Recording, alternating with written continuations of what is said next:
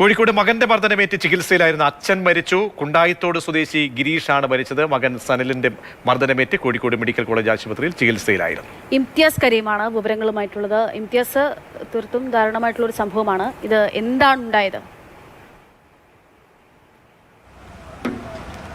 അക്ഷയ, പ്രജീഷ്, കഴിഞ്ഞ മാർച്ച് 5-നാണ് ഇങ്ങനെ ഒരു സംഭവം ഉണ്ടാവുന്നത്, കേസിനാസ്പദമായ സംഭവം ഉണ്ടാവുന്നത്.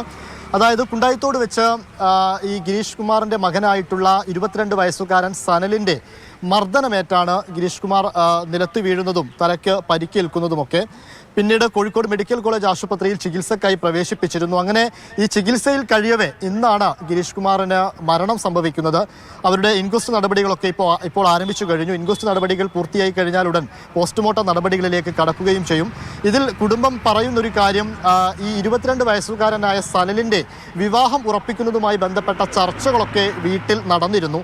എന്നാൽ ഇതിനിടയിൽ ഈ അച്ഛനായിട്ടുള്ള ഗിരീഷ് കുമാർ സനലിനെ കുറിച്ച് എന്തോ ഒരു അപവാദം പറഞ്ഞു. ഈ അപവാദം പറഞ്ഞ ദേഷ്യത്തിൽ ഗിരീഷ് കുമാറിനെ സനല് കൈകൊണ്ട് തള്ളുകയായിരുന്നു. ഈ തള്ളലിലാണ് ഇത്തരത്തിൽ ഗിരീഷ് കുമാർ നിലത്ത് വീണ് പരിക്കേൽക്കുന്ന ഒരു സാഹചര്യം ഉണ്ടായത്. അങ്ങനെ കോഴിക്കോട് മെഡിക്കൽ കോളേജിൽ കൊണ്ടുവരികയായിരുന്നു.